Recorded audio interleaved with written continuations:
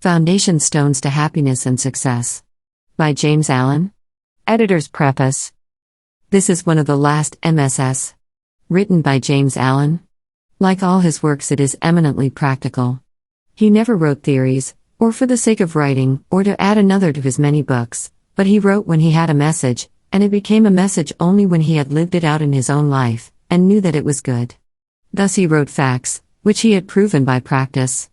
To live out the teaching of this book faithfully in every detail of life will lead one to more than happiness and success, even to blessedness, satisfaction, and peace. Lily L. Allen.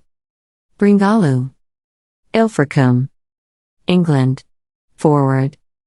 How does a man begin the building of a house? He first secures a plan of the proposed edifice, and then proceeds to build according to the plan, scrupulously following it in every detail, beginning with the foundation.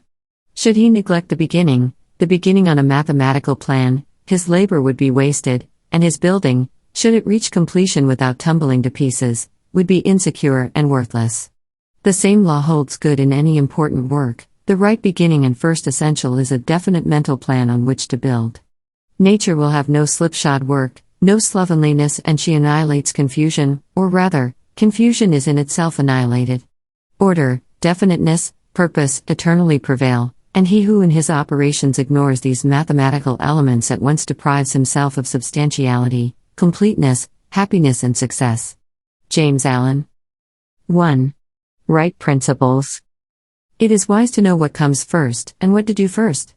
To begin anything in the middle or at the end is to make a muddle of it. The athlete who began by breaking the tape would not receive the prize. He must begin by facing the starter and toeing the mark, and even then a good start is important if he is to win.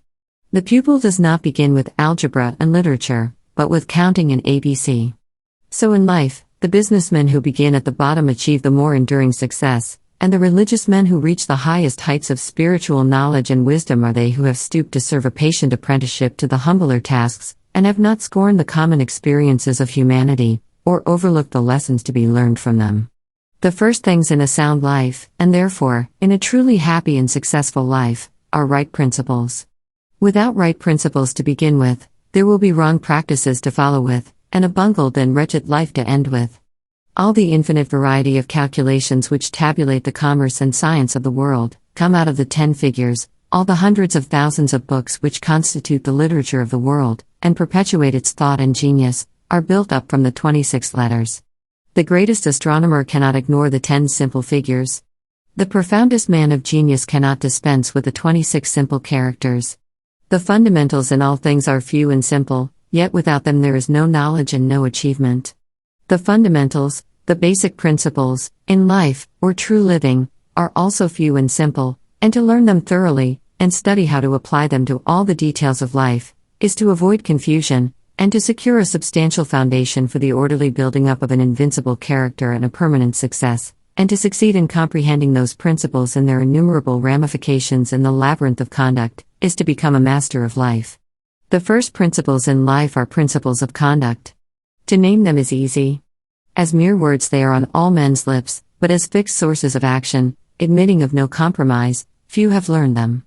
In this short talk I will deal with 5 only of these principles. These 5 are among the simplest of the root principles of life, but they are those that come nearest to the everyday life, for they touch the artisan, the businessman, the householder, the citizen at every point. Not one of them can be dispensed with but at severe cost, and he who perfects himself in their application will rise superior to many of the troubles and failures of life, and will come into these springs and currents of thought which flow harmoniously towards the regions of enduring success. The first of these principles is duty, a much hackneyed word, I know, but it contains a rare jewel for him who will seek it by assiduous application. The principle of duty means strict adherence to one's own business, and just as strict non-interference in the business of others. The man who is continually instructing others, gratis, how to manage their affairs, is the one who most mismanages his own. Duty also means undivided attention to the matter in hand, intelligent concentration of the mind on the work to be done. It includes all that is meant by thoroughness, exactness, and efficiency. The details of duties differ with individuals, and each man should know his own duty better than he knows his neighbor's, and better than his neighbor knows his. But although the working details differ, the principle is always the same. Who has mastered the demands of duty? Honesty is the next principle. It means not cheating or overcharging another. It involves the absence of all trickery, lying, and deception by word, look, or gesture. It includes sincerity, the saying what you mean, and the meaning what you say. It scorns cringing policy and shining compliment. It builds up good reputations, and good reputations build up good businesses, and bright joy accompanies well-earned success. Who has scaled the heights of honesty? Economy is the third principle. The conservation of one's financial resources is merely the vestibule leading towards the more spacious chambers of true economy. It means, as well, the husbanding of one's physical vitality and mental resources. It demands the conservation of energy by the avoidance of enervating self-indulgences and sensual habits. It holds for its followers strength, endurance, vigilance, and capacity to achieve. It bestows great power on him who learns it well. Who has realized the supreme strength of economy? Liberality follows economy. It is not opposed to it. Only the man of economy can afford to be generous. The spendthrift, whether in money, vitality, or mental energy, wasted so much on his own miserable pleasures as to have none left to bestow upon others. The giving of money is the smallest part of liberality. There is a giving of thoughts, and deeds, and sympathy, the bestowing of goodwill, the being generous towards calumniators and opponents. It is a principle that begets a noble, far-reaching influence. It brings loving friends and staunch comrades, and is the foe of loneliness and despair. Who has measured the breadth of liberality? Self-control is the last of these 5 principles, yet the most important. Its neglect is the cause of vast misery, innumerable failures, and tens of thousands of financial, physical, and mental wrecks. Show me the businessman who loses his temper with a customer over some trivial matter, and I will show you a man who, by that condition of mind, is doomed to failure. If all men practiced even the initial stages of self-control, anger, with its consuming and destroying fire, would be unknown. The lessons of patience, purity, gentleness, kindness, and steadfastness, which are contained in the principle of self-control, are slowly learned by men, yet until they are truly learned a man's character and success are uncertain and insecure. Where is the man who has perfected himself in self-control? Where he may be, he is a master indeed. The 5 principles are 5 practices, 5 avenues to achievement, and 5 sources of knowledge. It is an old saying and a good rule that practice makes perfect, and he who would make his own the wisdom, which is inherent in those principles, must not merely have them on his lips, they must be established in his heart. To know them and receive what they alone can bring, he must do them, and give them out in his actions. 2. Sound methods. From the 5 foregoing right principles, when they are truly apprehended and practiced, will issue sound methods. Right principles are manifested in harmonious action, and method is to life what law is to the universe. Everywhere in the universe there is the harmonious adjustment of parts, and it is this symmetry and harmony that reveals a cosmos, as distinguished from chaos. So in human life, the difference between a true life and a false, between one purposeful and effective and one purposeless and weak, is one of method. The false life is an incoherent jumble of thoughts, passions, and actions. The true life is an orderly adjustment of all its parts. It is all the difference between a mass of lumber and a smoothly working efficient machine. A piece of machinery in perfect working order is not only a useful, but an admirable and attractive thing, but when its parts are all out of gear and refuse to be readjusted, its usefulness and attractiveness are gone, and it is thrown on the scrap heap.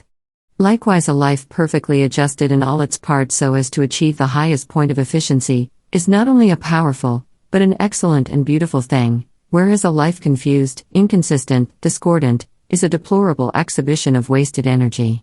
If life is to be truly lived, method must enter into and regulate every detail of it, as it enters and regulates every detail of the wondrous universe of which we form a part. One of the distinguishing differences between a wise man and a foolish is that the wise man pays careful attention to the smallest things, while the foolish man slurs over them, or neglects them altogether. Wisdom consists in maintaining things on their right relations, in keeping all things, the smallest as well as the greatest, in their proper places and times. To violate order is to produce confusion and discord, and unhappiness is but another name for discord. The good businessman knows that system is 3 parts of success, and that disorder means failure. The wise man knows that disciplined, methodical living is 3 parts of happiness, and that looseness means misery. What is a fool but one who thinks carelessly, acts rashly, and lives loosely? What is a wise man but one who thinks carefully, acts calmly, and lives consistently? The true method does not end with the orderly arrangement of the material things and external relations of life. This is but its beginning. It enters into the adjustment of the mind, the discipline of the passions, the elimination and choice of words in speech, the logical arrangement of the thoughts, and the selection of right actions. To achieve a life rendered sound, successful, and sweet by the pursuance of sound methods, one must begin, not by neglect of the little everyday things, but by assiduous attention to them. Thus the hour of rising is important, and its regularity significant, as also are the timing of retiring to rest, and the number of hours given to sleep. Between the regularity and irregularity of meals, and the care and carelessness with which they are eaten, is all the difference between a good and bad digestion, with all that this applies, and an irritable or comfortable frame of mind, with its train of good or bad consequences. For, attaching to these meal times and meal ways are matters of both physiological and psychological significance. The due division of hours for business and for play, not confusing the two, the orderly fitting in of all the details of one's business, times for solitude, for silent thought and for effective action, for eating and for abstinence, all these things must have their lawful place in the life of him whose daily round is to proceed with a minimum degree of friction, who is to get the most of usefulness, influence, and joy out of life. But all this is but the beginning of that comprehensive method which embraces the whole life and being. When this smooth order and logical consistency is extended to the words and actions, to the thoughts and desires, then wisdom emerges from folly, and out of weakness comes power sublime. When a man so orders his mind as to produce a beautiful working harmony between all its parts, then he reaches the highest wisdom, the highest efficiency, the highest happiness. But this is the end, and he who would reach the end must begin at the beginning. He must systematize and render logical and smooth the smallest details of his life, proceeding step by step towards the finished accomplishment. But each step will yield its own particular measure of strength and gladness. To sum up, method produces that smoothness which goes with strength and efficiency. Discipline is method applied to the mind. It produces that calmness which goes with power and happiness. Method is working by rule, discipline is living by rule. But working and living are not separate. They are but two aspects of character of life. Therefore, be orderly in work, be accurate in speech, be logical in thought. Between these and slovenliness, inaccuracy and confusion, is the difference between success and failure, music and discord, happiness and misery. The adoption of sound methods of working, acting, thinking, in a word, of living, is the surest and safest foundation for sound health, sound success, sound peace of mind. The foundation of unsound methods will be found to be unstable, and to yield fear and unrest even while it appears to succeed, and when its time of failure comes, it is grievous indeed. 3. True actions. Following on right principles and methods come true actions. One who is striving to grasp true principles and work with sound methods will soon come to perceive that details of conduct cannot be overlooked, that, indeed, those details are fundamentally distinctive or creative, according to their nature and are, therefore, of deep significance and comprehensive importance, and this perception and knowledge of the nature and power of passing actions will gradually open and grow within him as an added vision, a new revelation. As he acquires this insight, his progress will be more rapid, his pathway in life more sure, his days more serene and peaceful. In all things he will go the true and direct way, unswayed and untroubled by the external forces that play around and about him. Not that he will be indifferent to the welfare and happiness of those about him, that is quite another thing, but he will be indifferent to their opinions, to their ignorance, to their ungoverned passions. By true actions, indeed, is meant acting rightly towards others, and the right doer knows that actions in accordance with truth are but for the happiness of those about him, and he will do them even though an occasion may arise when someone near to him may advise or implore him to do otherwise. True actions may easily be distinguished from false by all who wish so to distinguish in order that they may avoid false action, and adopt true. As in the material world we distinguish things by their form, color, size, etc., choosing those things which we require, and putting by those things which are not useful to us, so in the spiritual world of deeds, we can distinguish between those that are bad and those that are good by their nature, their aim, and their effect, and can choose and adopt those that are good, and ignore those that are bad. In all forms of progress, avoidance of the bad always precedes acceptance and knowledge of the good, just as a child at school learns to do its lessons right by having repeatedly pointed out to it how it has done them wrong. If one does not know what is wrong and how to avoid it, how can he know what is right and how to practice it? Bad, or untrue, actions are those that spring from a consideration of one's own happiness only, and ignore the happiness of others, that arise in violent disturbances of the mind and unlawful desires, or that call for concealment in order to avoid undesirable complications.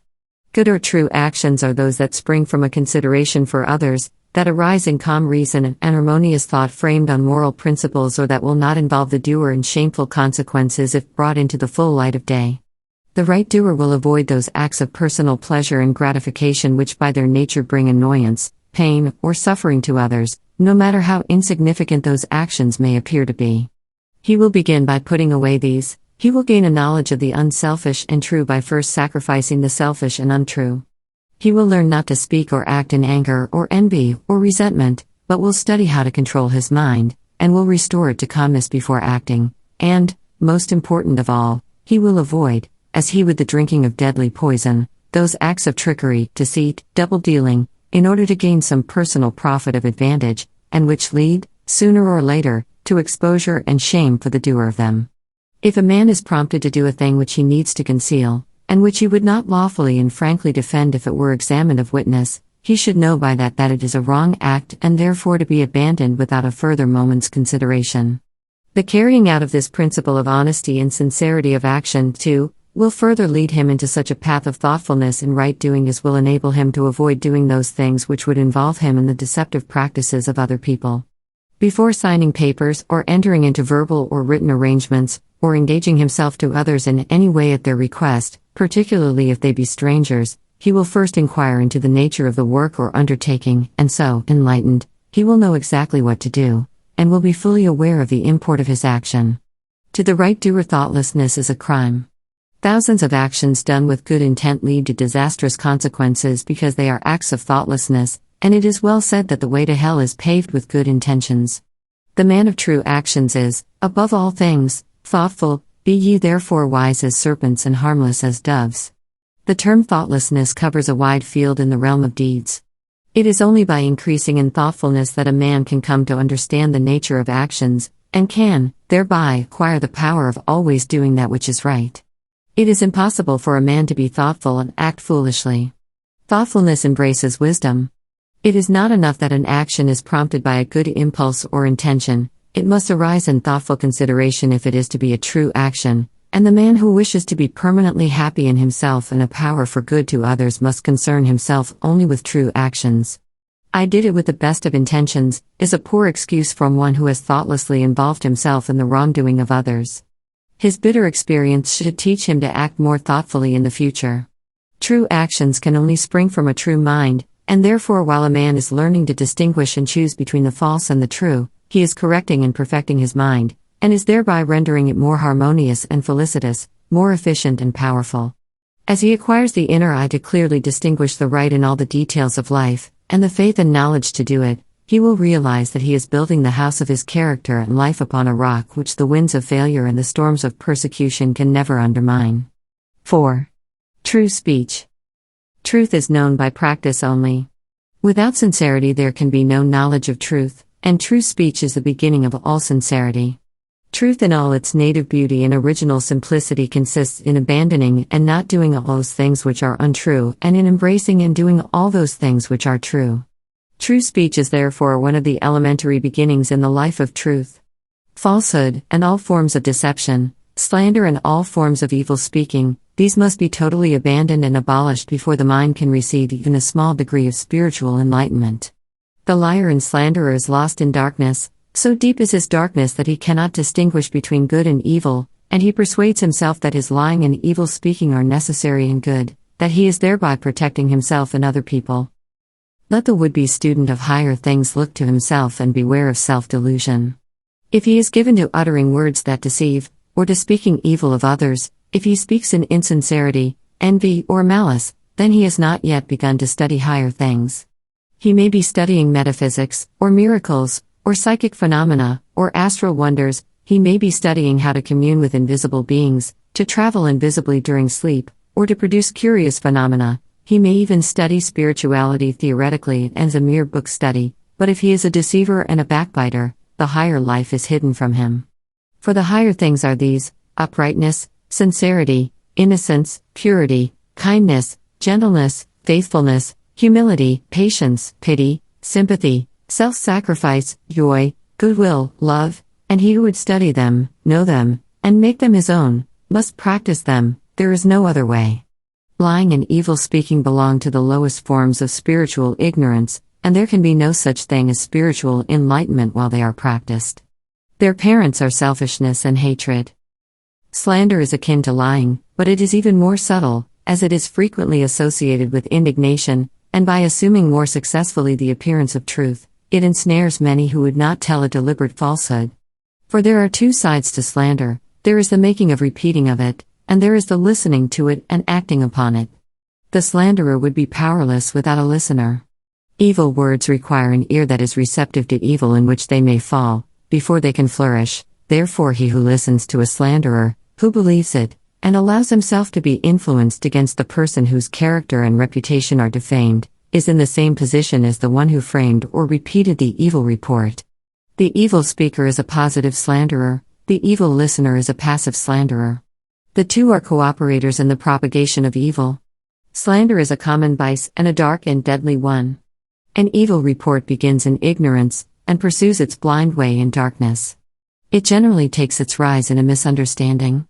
Someone feels that he or she has been badly treated, and, filled with indignation and resentment, unburdens himself to his friends and others in vehement language, exaggerating the enormity of the supposed offense on account of the feeling of injury by which he is possessed. He is listened to and sympathized with, the listeners, without hearing the other person's version of what has taken place, and on no other proof than the violent words of an angry man or woman, become cold in their attitude towards the one spoken against, and repeat to others what they have been told, and as such repetition is always more or less inaccurate, a distorted and altogether untrue report is soon passing from mouth to mouth.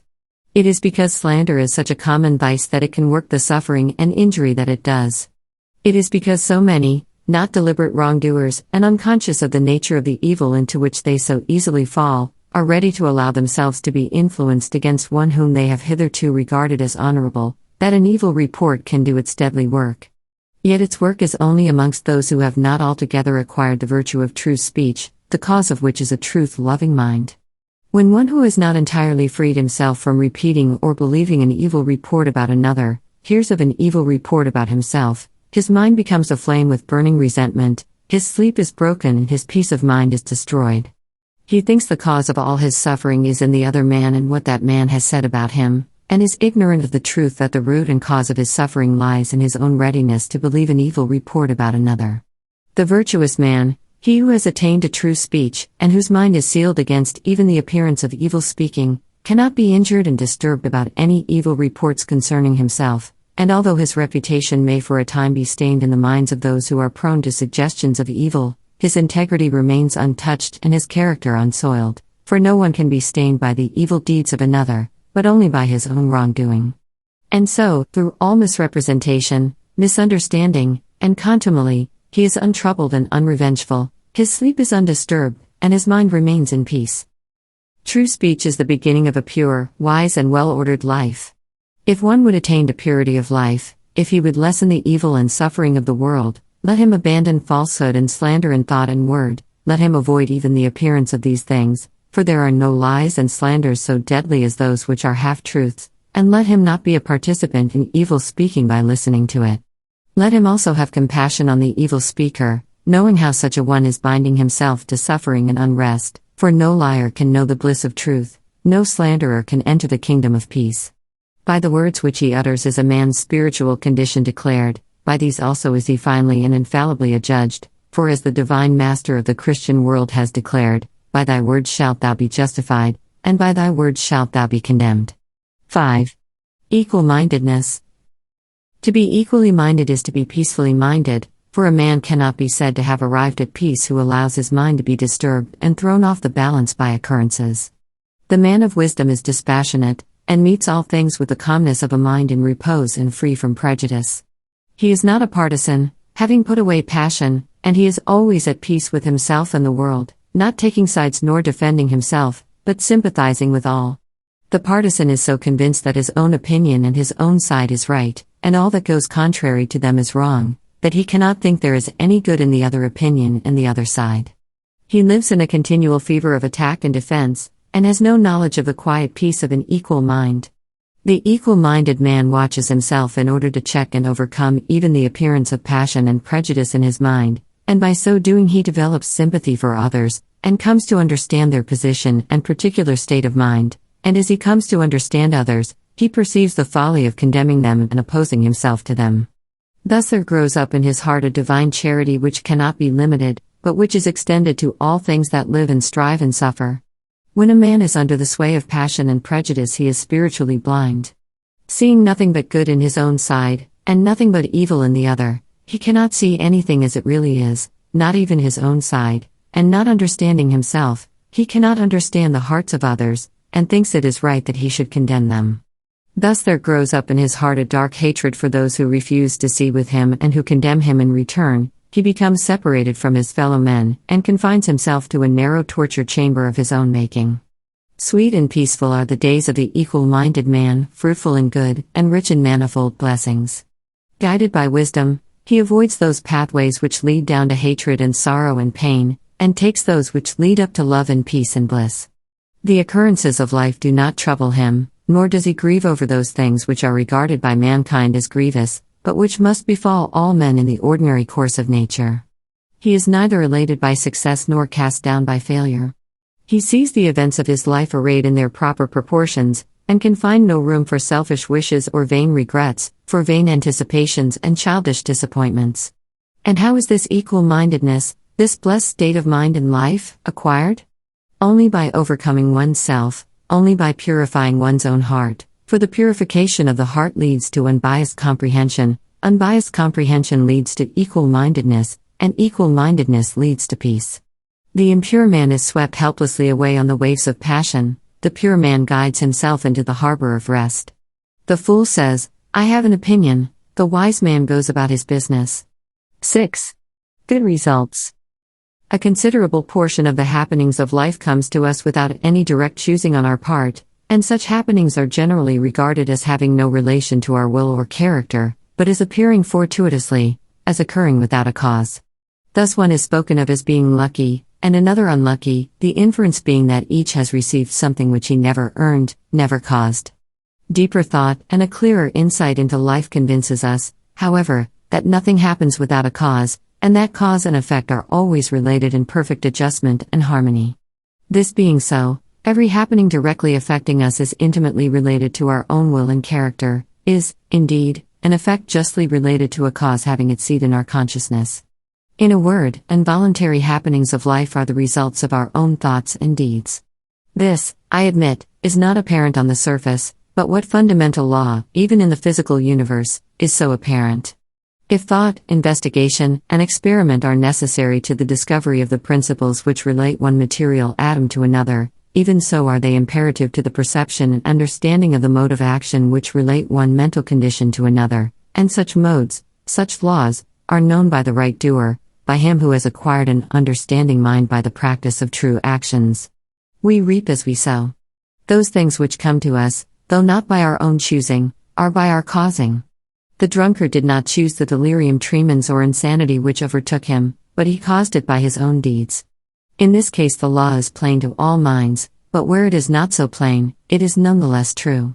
Within ourselves is the deep-seated cause of all our sufferings, the spring of all our joys.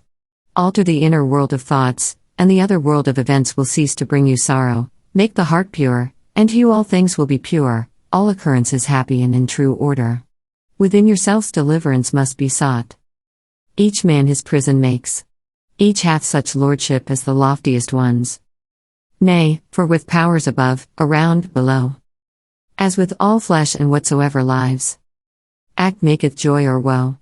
Our life is good or bad, enslaved or free, according to its causation in our thoughts, for out of these thoughts spring all our deeds, and from these deeds come equitable results.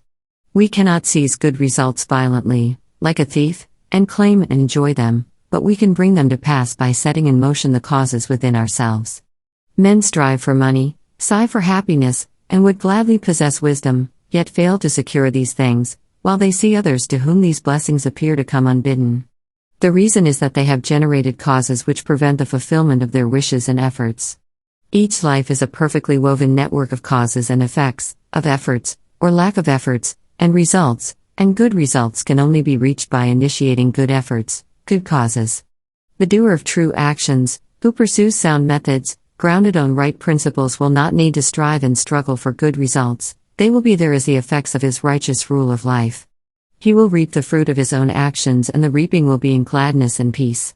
This truth of sowing and reaping in the moral sphere is a simple one, yet men are slow to understand and accept it. We have been told by a wise one that the children of darkness are wiser in their day than the children of light, and who would expect, in the material world, to reap and eat where he had not sown and planted? Or who would expect to reap wheat in the field where he had sown tares, and would fall to weeping and complaining if he did not?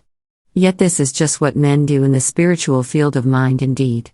They do evil, and expect to get from it good, and when the bitter harvesting comes in all its ripened fullness, they fall into despair, and bemoan the hardness and injustice of their lot, usually attributing it to the evil deeds of others, refusing even to admit the possibility of its cause being hidden in themselves, in their own thoughts and deeds.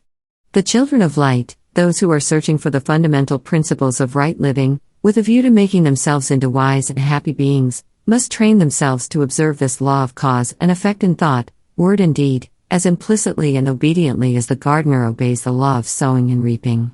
He does not even question the law, he recognizes and obeys it.